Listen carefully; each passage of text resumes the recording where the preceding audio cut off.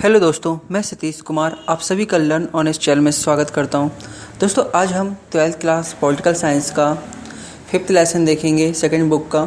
इससे पहले मैंने फर्स्ट बुक ऑलरेडी करवा दिया है और ये 5th लेसन है। इसके बाद 4 लेसन और बचेंगे जो मैं जल्द से जल्द करवा दूंगा, तब आपका ये 12th क्लास का पॉलिटिकल साइंस का ख़त्म हो जाएगा। तो दोस्तों, इस लेसन का जो नाम है कांग्रेस व्यवस्था को चुनौती, इस लेसन से रिलेटेड जो भी इम्पोर्टेंट क्वेश्चन आपके बोर्ड एग्जाम में पूछे जाएंगे वो मैं आपको बता देता हूँ ताकि आपका एग्ज़ाम काफ़ी अच्छा जाए। पहला क्वेश्चन है 1971 में 5वीं लोकसभा चुनाव में कांग्रेस की जीत पर एक नोट लिखे। मतलब 1971 में जो लोकसभा चुनाव में जो कांग्रेस की जीत हुई थी उसके क्या कारण थे। पहला, श्रीमती गांधी का चमत्कारी नेतृत्व।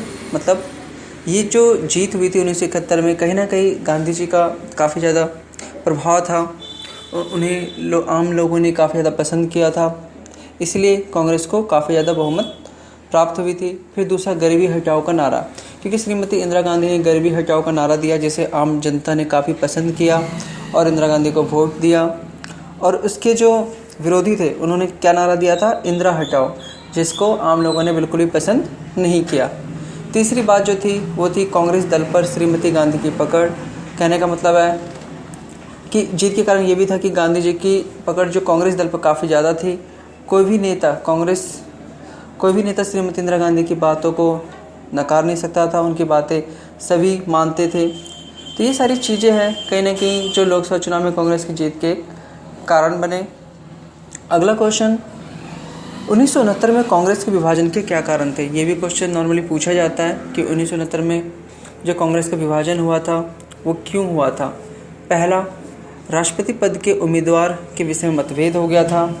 जहां इंदिरा गांधी जाकिर हुसैन को समर्थन कर रही थी कि ये राष्ट्रपति बने, वहीं कमराज जैसे कांग्रेसियों ने इसका विरोध किया। दूसरी बात, युवा तर्क एवं सिंडिकेट के बीच कलह हो गई थी।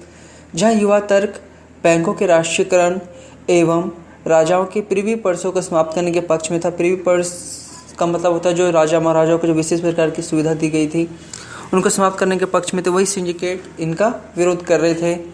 तीसरी बात, मोरारजी देसाई से वित्त विभाग वापस लेना, जिसका सिंडिकेट ने प्रधानमंत्री की इस कार्रवाई का विरोध किया। तो ये सारी चीज़ें थी जिसकी वजह से कांग्रेस का विभाजन हुआ। अब निम्नलिखित किस संदर्भ में आपको बताना है कि जय जवान जय किसान का नारा किसने दिया था। यह नारा भारत के प्रधानमंत्री श्री लाल बहादुर शास्त्री जी ने 1960 के दशक में दिया था। क्यों?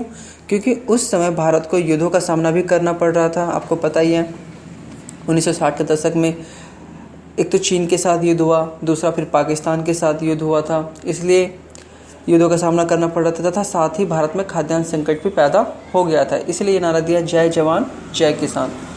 ग्रेट अलायंस क्या है? 1971 के चुनावों से पहले श्रीमती इंदिरा गांधी को हराने के लिए विरोधी दलों ने एक गठबंधन किया जिसे ग्रेट अलायंस कहा गया। अब ये क्वेश्चन काफ़ी इम्पोर्टेंट है कि 1960 के दशक को खतरनाक दशक क्यों कहा जाता है। अब देखिए, 1960 में भारत को कई तरह की समस्याओं का सामना करना पड़ा। पहला, राजनीतिक स्तर पर नेहरू जी की मृत्यु हो जाती है। फिर 1966 में शास्त्री जी की भी मृत्यु हो जाती है। फिर 2 युद्धों का सामना, मतलब भारत चीन का युद्ध होता है 1962 में, फिर 1965 में पाकिस्तान के साथ युद्ध होता है।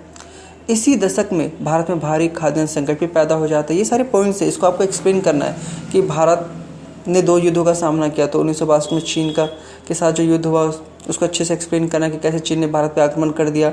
अगर ये लॉन्ग में आ जाए तो आपको इस तरह से एक्सप्लेन करके बताना है। फिर इसी दशक में भारत में भारी खाद्यान्न संकट भी पैदा हो जाता है। इसी दशक में भारत में गरीबी, असमानता, सांप्रदायिकता तथा क्षेत्रीय विवाद भी अनसुलझे थे। इसके अलावा 1969 में भारतीय राष्ट्रीय कांग्रेस पार्टी का विभाजन भी हो गया, इसीलिए 1960 के दशक को खतरनाक दशक भी कहा जाता है। आया राम गया राम का मुहावरा किस अवधारणा का प्रतीक है? भारतीय राजनीतिक व्यवस्था पर इसके प्रभाव की व्याख्या करें। ये जो आया राम गया राम है ये दल बदल की अवधारणा से जुड़ा हुआ है।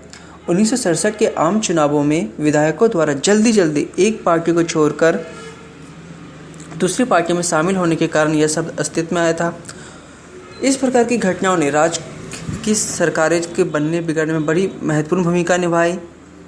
अब ये भी क्वेश्चन 2 नंबर में पूछे जाते हैं कि प्रिवी पर्स का क्या अर्थ है, 1970 में इंदिरा गांधी उन्हें क्यों समाप्त कर देना चाहती थी।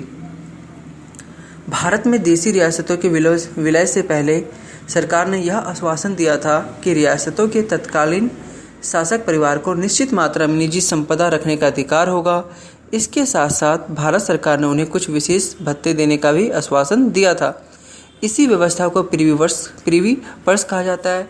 इंदिरा गांधी इसे इसलिए समाप्त कर देना चाहती थी क्योंकि ये विशेषाधिकार भारतीय संविधान में अंकित समानता एवं सामाजिक आर्थिक न्याय के सिद्धांत के विरुद्ध था।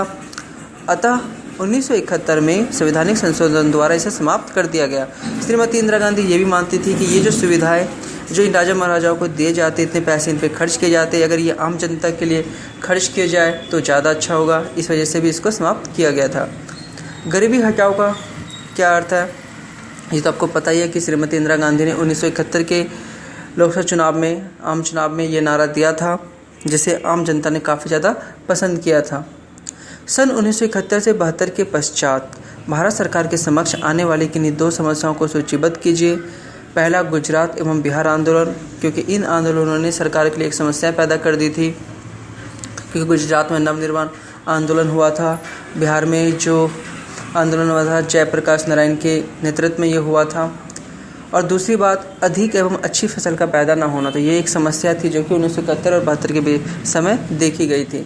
तो जो इसमें इम्पोर्टेंट क्वेश्चन है जो लॉन्ग में आ सकता है वो यही आ सकता है, एक तो 1971 में कांग्रेस पार्टी की जीत के कारण क्या थे, और दूसरा 1969 में मतलब कांग्रेस विभाजन क्यों पड़ा, और 2 नंबर में प्रीवी पर्स क्या है। ठीक है, अब हम 1 मार्क्स के क्वेश्चन देखते हैं कि इनकी बहुत इंपॉर्टेंस है, क्योंकि 1 मार्क्स क्वेश्चन से भी बड़े क्वेश्चन बना दिए जाते हैं, 2-2 नंबर में बना दिए जाते हैं। तो इन सब मैंने इसमें क्वेश्चन नहीं लिखा है, सिर्फ आपको एक्सप्लेन करके बता दिया है। क्वेश्चन आप खुद ही बना सकते हैं। जैसे जवाहरलाल नेहरू का उत्तराधिकारी लाल बहादुर शास्त्री बने, क्वेश्चन ऐसे आ सकता है कि जवाहरलाल नेहरू का उत्तराधिकारी कौन था, तो कौन थे, लाल बहादुर शास्त्री। और लाल बहादुर शास्त्री के उत्तराधिकारी कौन थी, इंदिरा गांधी जी। इंदिरा गांधी के नेतृत्व में कांग्रेस आर ने 1971 का लोकसभा चुनाव लड़ा।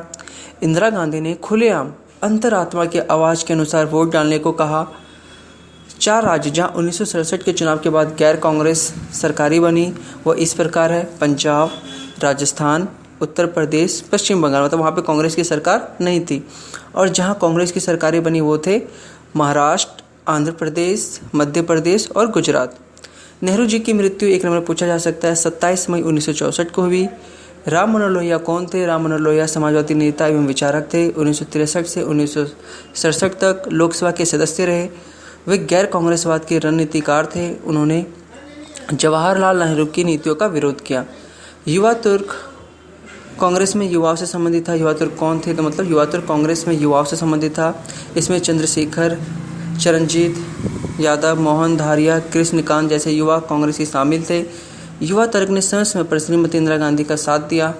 सिंडिकेट में अनुभवी कांग्रेसी शामिल थे, जिनमें कामराज S.K. पाटिल, अतुल्य घोष और निजलिंगप्पा शामिल हैं। सिंडिकेट के सदैव श्रीमती इंदिरा गांधी का विरोध किया, जिसके कारण 1969 में कांग्रेस का विभाजन हुआ। श्री नीलम संजीवा रेड्डी 1969 के राष्ट्रपति चुनावों में कांग्रेस पार्टी का आधिकारिक उम्मीदवार थे। 9 अगस्त 1971 को इंदिरा गांधी ने सोवियत संघ से 20 वर्षीय की मैत्री संधि की थी। ये सारे 1 नंबर के क्वेश्चन है, पूछा जा सकता है। 1967 के लोकसभा चुनाव में कांग्रेस पार्टी ने कुल 520 सीटों में से 263 सीटें जीती और 1971 के चुनावों में 518 में से 352 सीटें। आरंभ में कांग्रेस का चुनाव निशान 2 बैलों की जोड़ी थी। किसी नेता को प्रधानमंत्री या मुख्यमंत्री बनाने में महत्वपूर्ण भूमिका निभाने वाले नेताओं को किंग मेकर कहा जाता है। 1967 के चुनावों में कांग्रेस को केंद्र एवं राज्य स्तर पर हुई गहरी हानि को कई चुनाव विश्लेषकों ने कांग्रेस के लिए इसे राजनीतिक भूकंप माना है। 10 सूत्री कार्यक्रम श्रीमती इंदिरा गांधी द्वारा 1967 में कांग्रेस की प्रतिष्ठा को पुनः स्थापित करने के लिए लागू किया। 1967 के चुनावों के परिणामों को राजनीतिक भूचाल इसलिए कहा जाता है क्योंकि केंद्र में जहां कांग्रेस मुश्किल से बहुमत 283 सीटें प्राप्त कर पाई, वहीं 8 राज्य विधानसभाओं में उसे हार का सामना करना पड़ा। कामराज योजना के अनुसार अब पूछा जाएगा कि कामराज योजना क्या है। तो कामराज योजना के अनुसार 1963 में सभी वरिष्ठ नेताओं के पार्टी के पदों को त्यागपत्र, मतलब जो भी वरिष्ठ नेताओं थे उन्होंने पार्टी के पदों से त्यागपत्र दे दिया ताकि उनकी जगह युवा कार्यकर्ताओं को दी जा सके। तो दोस्तों इस लेसन से इम्पोर्टेंट जो भी क्वेश्चंस थे मैंने आपको बता दिए। आप एक बार बुक भी ज़रूर पढ़ लीजिएगा, लेकिन जहाँ तक मैं मानता हूँ इसमें से क्वेश्चंस आपके एग्जाम में ज़रूर पूछे जाएंगे। अगर दोस्तों आपको वीडियो अच्छा लगा है तो वीडियो को लाइक कीजिए, शेयर कीजिए और चैनल को सब्सक्राइब भी ज़रूर कीजिए ताकि मैं आपको इसी तरह की वीडियो और प्रोवाइड कर सकूँ।